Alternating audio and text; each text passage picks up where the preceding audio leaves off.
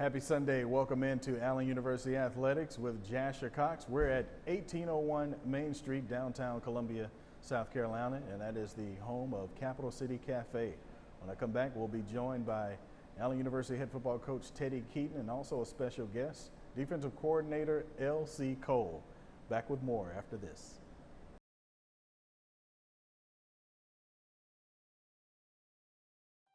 I think my images truly portray dynamic women, like being bold, being fearless. Growing up, I did not see what I wanted to be. There was just a lack of Black women, business owners, entrepreneurs, creatives. That's how I just started taking pictures. And from there, I figured out that I wanted to be a photographer for women of color. It takes a village to be a Black woman, to live and survive as a Black woman. It takes support. I found my niche and I'm sticking to it. Each year, the South Carolina Education Lottery raises millions of dollars for scholarships and grants that help students prepare for their dream career. Just like Kristen. Back out at Capital City Cafe, 1801 Main Street here in Columbia, South Carolina. Now joined by Allen University head football coach Teddy Keaton. Coach, we had one that got away with us with Fort Valley, but you can't allow one opponent to beat you twice, so we move forward and we look ahead to our next one. Talk about some of the things you were able to take away from your last contest. Well, first of all, the kids played tremendously. I think they did a really good job. It was a tale of two halves. We went in, we did some great things in the first half, and we came back out at halftime, and I think we kind of got away as coaches for what we were doing. You know, I think we had to get back to the basic football and just, finish a good game plan. We're working on that this week as we, finding things that we need to do better as coaches, players, and the whole organization. So these are learning pains for us. You know how to lose, you learn how to win. And I think the kids saw that they had one in the bag, which was a really big one they could have got in the bag. They'll be ready and prepared for this one. But you talk about the first couple of weeks had some issues with pre-snap penalties and things of that way, just penalties negating drives that you could have sustained. Looked like in the first half you kind of fixed that. Talk about what went into that process. And you're able to get on the scoreboard fairly early against Fort Valley last week. It starts with how you practice, punishing them for the things that they don't do right, talking about the small things, the big things like catching, running, and throwing. That all comes naturally. The hard part is working on the small things that you got to do to be mentally ready, knowing what to do, how to do it, and why it's important for you to do it that way. And we spend a lot of time on that, just lining up, motioning, snapping the ball. Everybody got to be locked in to know that we don't get these type penalties because they hurt drives. They put you behind the chains, different things of that nature. So we started at practice with it, and we keep getting better and better every week. The kids understand, if we get somewhere in practice, we might have a list of 95 plays when we go into practice. So as Monday, Tuesday, and Wednesday go, we start cutting that back. If we can't do it perfectly, we scaling it off. Don't run it because we got a 99.7% that it's going to mess up and cause a penalty or something of that nature there. Yeah. Got a big day out of your receiving core. You know what Jaden Horace can do. You know what Jamal can do. And you've seen some signs with Armand and what he can do, but you've got even more guys out of that core in those skill position areas that are slowly coming out of their shell. That's a good thing and a bad thing. Yeah. There's only one football field that go 100 yards and one go 53 and a half, and all of them want to get on it. So we just try to continue to work with them and try to keep them to get better, keep being focused, and get the selfishness out of them because it trickles over into the quarterback trying to make sure everybody gets the ball instead of doing what the defense giving. Those things we have to work on constantly about being a team player and not a me player. Another solid, hard hat-like afternoon for Bo Harrington again at running back. I think it goes unnoticed sometimes, his skill set catching the ball out of the backfield too for you guys. He's an all-around back. We just work better with Bo in blocking, and we swing him out there. He adds another element of pulling the linebacker out or holding the linebacker down so Jayden can get loose at what he wants to do, pull him out of coverage. And sometimes they forget about Bo, and we just check it down to Bo, and Bo make plays. Bo's a really, really good football. He has a high football IQ. His dad's a coach in the state of Florida, and he does a really good job. I mean, we can't ask much from Bo. He works hard at practice, and it shows up on the field on Saturday. We'll talk about the defensive side of the ball next, but let's take a quick break, which is brought to you by the Columbia Metropolitan Airport. Back with more.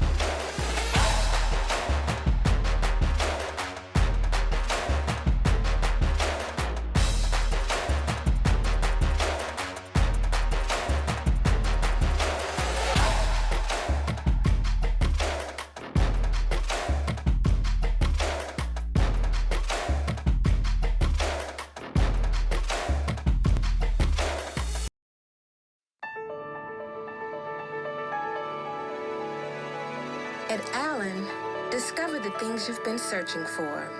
Achievements, authenticity, an experience that helps to uncover the real you. It's your turn to be discovered, to be polished, to shine. Allen University, where hidden gems are revealed.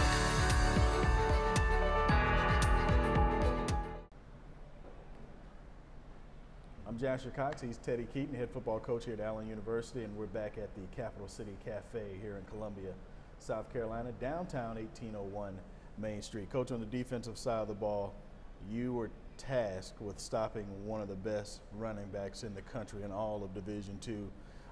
Had a successful career in the CIAA side, and then he transferred to an SIAC school and dominated a year ago, but got off to a very good start. We're talking about the running back number one. Help me remember. Emmanuel Wilson. Yeah, I don't know how I can forget his name, but he had two stellar performances prior to facing you, and your guys were able to contain him. So you got to be positive with that stopping the ground game.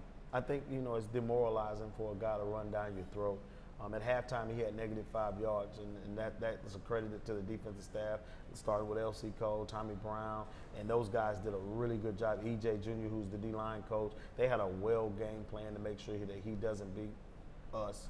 So when we turned around and, what happens in a game when you put that much attention to one guy, it start leaving holes and exposure to one-on-one situations to make, the defense have to play more. We have a very, very young secondary, and those guys got exposed in some areas, which we had not seen on film at any point in time that they could actually throw the ball the way they threw it. But they had a game plan, too, to be able to take advantage of the things. If we could stop Emmanuel, their quarterback did a really good job. They had a receiver, number 12. He did a really, really good job. He had a breakout game against us. I think he's the SIAC Player of the Week. I was, overall, we did the best we could do with what we had to work with. Out of my hat goes off to L.C. Cole and that crew. Yeah, so you're talking about the defensive side of the ball, but this question is probably for both sides of the ball. It's a lot of kids playing football who, quite honestly, this time last year, they were playing high school football, right, and you're using them in vital roles. Some have really risen to the occasion, some still in the learning curve, but that's a part of the process. No doubt about it, and I tell people all the time, he's got to get into the fire. He's getting learning. He can't do nothing but keep getting better, and we just got to take our growing pains with them as they grow. When I started this program, I had a mindset that we were going to start it with high school football players, because I believe that the high school players that come into your program, they'll be here for 4 years. They'll set a culture, a tone, and they'll start getting better and better, and they become great alumni and great pushers of the Allen University brand. So they're doing their part. They do what they got to do, and we just have to constantly remind them that they're going to get beat. Things are going to happen. They're going to go the wrong way.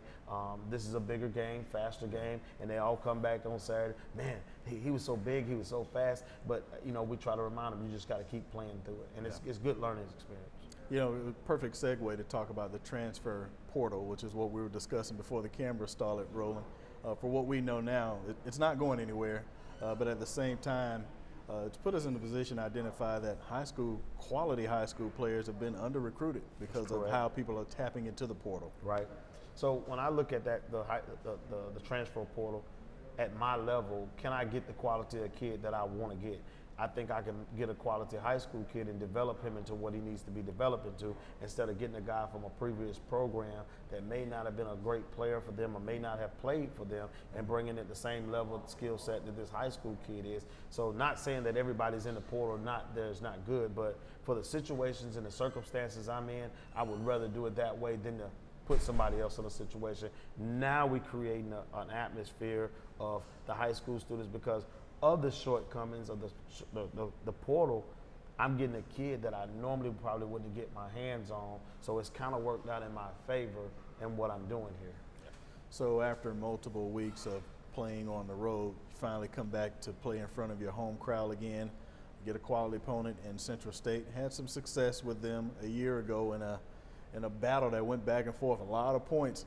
I think you guys lit up every light on the scoreboard the last time you played this team, but under a new coaching staff now. Kevin Porter is a great football coach, former NFL guy, played at Auburn.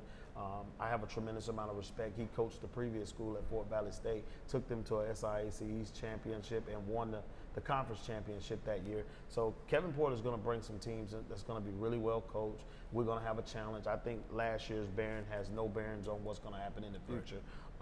We just got to come ready to go with our organization. We got to have good game plans, and we got to execute the Yellow Jacket way.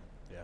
When you talk about the Marauders of Central State, and you just mentioned Kevin Porter, what can you expect on both sides of the ball with his coached teams? Physical. He's going to be physical. He's going to play. He's got big guys. He's going to be very fast. But the good thing about it is, like you said, we've been on the road. To come home and be able to play or be relieved that the kids can sleep in their own bed, get up in the morning, go to their stadiums. The home fans are there for them to cheer them on. I just think it's going to be exciting for the kids to be able to have that opportunity to do that after taking this gauntlet of a trip through this September month. Well, I know our fans will be excited, too, to join us at home at Westwood High School, located in Blythewood, South Carolina. That is a 6 p.m. kickoff this coming Saturday as we play host to Central State. You can buy your tickets by visiting www.auyellowjackets.com. Click on the tickets link and purchase away. Coach, thank you for your time. Good luck this coming Saturday. Thank you.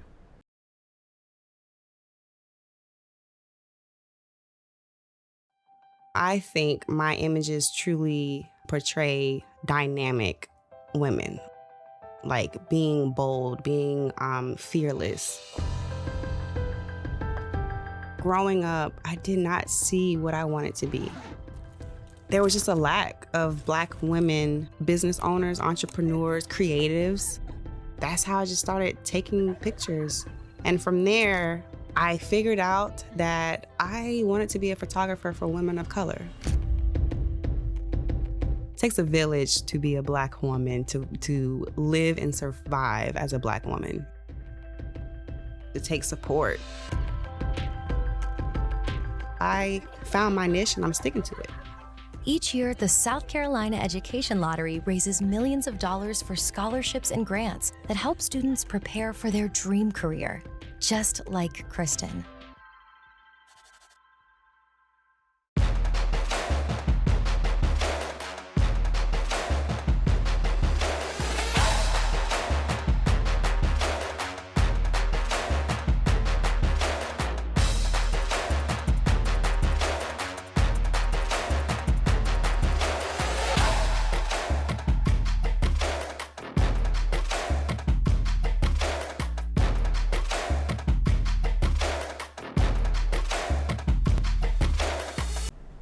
Welcome back to Allen University Athletics with Jasher Cox, now joined by Allen Defensive Coordinator L.C. Cole. Coach, appreciate your time and joining us. Talk about your transition so far. You're in your first year with the Yellow Jackets on the defensive side of the ball. Talk about how things have gone so far. Well, I came back in March, and we went through spring football. I was, very excited about the defense, and I think it's been a good job of the type of athletes that we have in here. And I was kind of really amazed at, at Allen College that they had those type of athletes. Yeah. But after spring football was over, I was excited to get back for the fall because I wanted the season to get on and see, what we're going to be like. And I think we're still at that stage. We're just still young and, a young defense, and we're just making some mistakes and things that we need to clean up. Yeah. And so there are quality points to be able to pull away from your first handful of outings. One right at the gate, and we just talked about Coach Keaton, you being able to minimize a running back that has been dominant for the early parts of the season at Fort Valley. Talk about the game plan, what went into that strategy and minimizing him. We felt like going into the game, that was the idea to stop him because he had been averaging 150 yards a game. So we figured that we had to put in a game plan to stop the running back, and which we did. He ended up having 62 yards rushing. So we accomplished that goal, but what we got to accomplish is finish the game, and that's what we didn't do as a defensive unit. We didn't finish the game when it was called. Yeah. So for those that don't know, I guess you don't have Google if you don't know L.C. Cole and his success. Coach, you had a very decorated career at winning the OVC as a black college, HBCU, and a predominantly white league. Let's go back to the early stages of your coaching. What was that like? I know you guys had a celebration to commemorate that reunion a couple of years ago. What was your time like at Tennessee State out there? Well, I think Tennessee State is probably like the same journey that's here, and that's what I see and that's what I feel, that you come into a program that hadn't been successful in a little bit, and that's where Tennessee State was. They was on a 20-year drought, and what we did is came in there and changed the culture, changed the thinking, of the fans, the university, and the players, and we kept recruiting quality players and made the players believe in what we were trying to establish in the program. And we really pushed, the education part when we first came in there and changed the players.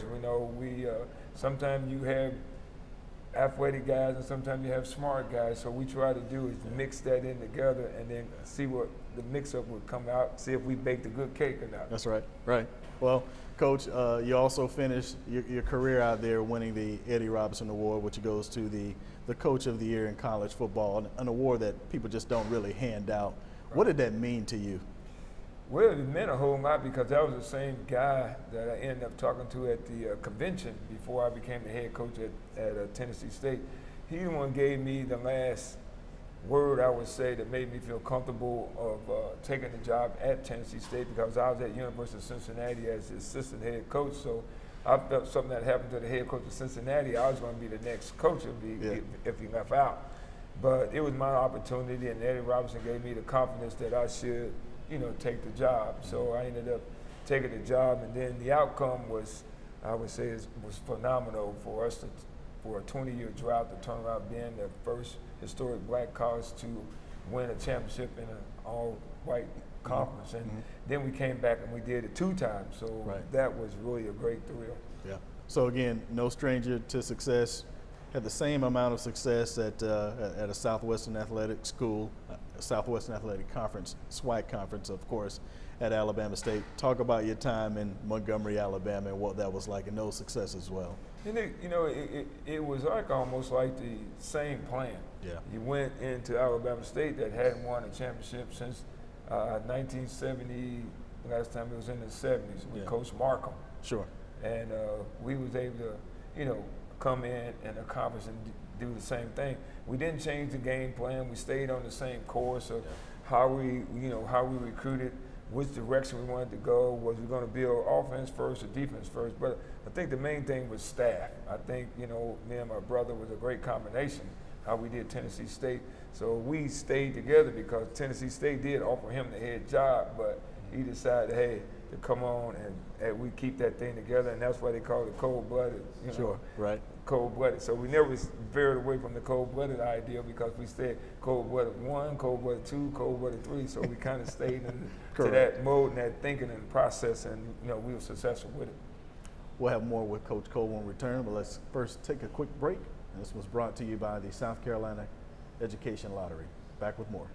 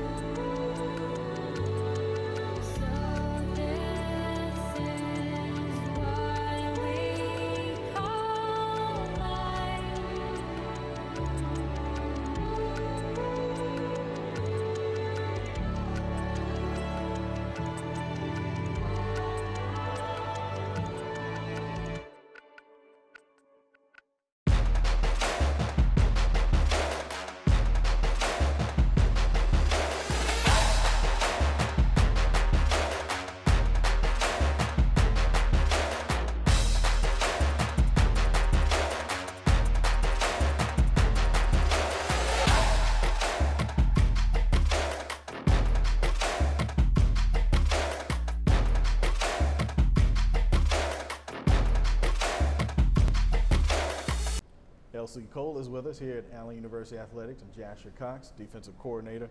Coach, we're going to look ahead to Central State. Finally get the chance to come back home. Always good to play in front of your home crowd. Well, it is. I know, it's a legacy back there, and I, really respected the fans, the students, and, everything that went along with that series there. And I always going to appreciate Montgomery, Alabama. Yeah, absolutely. Coach, I also want to talk about, again, you're no stranger to the city of Montgomery. You're no stranger to playing in Crampton Bowl. You're no stranger to playing against Tuskegee as well. That's got to be exciting for you as you face them. No, it is, and I've been, really working overtime because in my coaching career I never beat Tuskegee. Okay. So this is something personal for me going into this game. I want to beat them, and we've been working hard, spending the hard, time and the efforts, and making sure our players do the right thing. And once you do that, I think we're going to have a chance. You got a well-respected coach in Reginald Ruffin, who's been in this league for quite some time. This is his second stint at Tuskegee. What do you know about a Reginald Ruffin coached football team?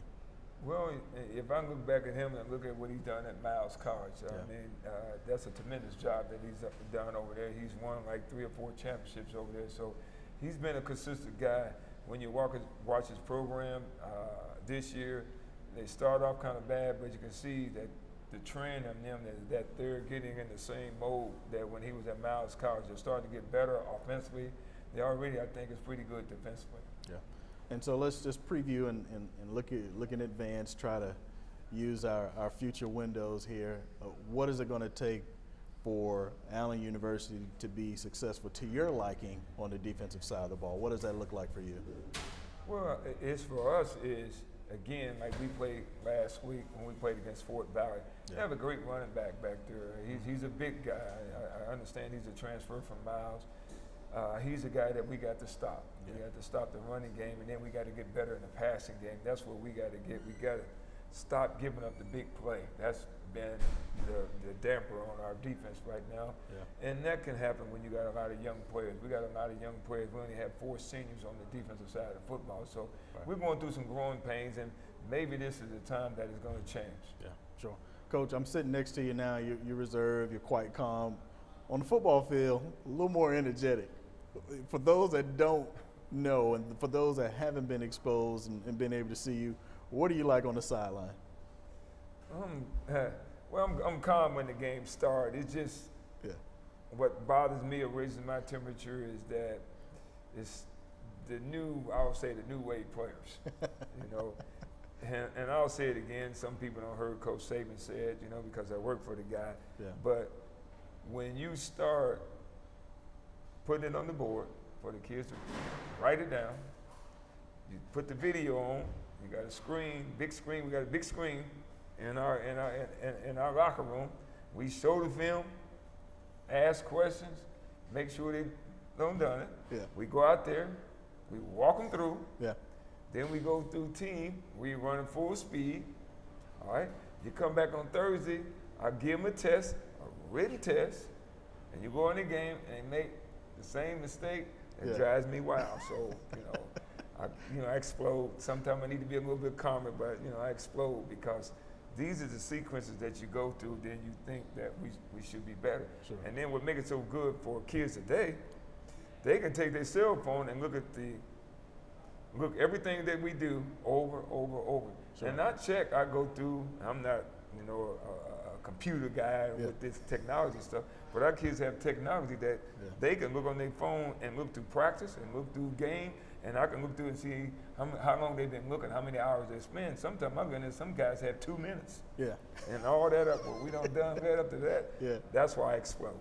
Yeah. It seems like I hit a hot button there, so I'll switch to another gear, Coach, real quick. I want to talk about this because this is a little sensitive to me. You once coached at a rival high school that I attended. I attended Notasoga High School, and you had a successful career at the arch rival at Lochapoka. You guys got the best of us a couple of weeks ago with a 50-point. I'm trying to figure out, did you give them a pregame speech or something ahead of that one? What happened, Coach? No, well, me and the head coach, we talked a little bit, but I just think it's just from that rival, Highway 14. That's just been going on for years and years. But I did talk to the head coach and just give him some little tips and Okay. everything that what he needs to do to get ready for that game. But those kids get excited down there, and in that little small area, and that's very, very big for them down on Highway 14. But I never imagined that they would score 50 points. Yeah, so I'm blaming it all on LC Cole. Legend of Cole right here, folks. Thank you for your time. We'll take a quick break. Back with more.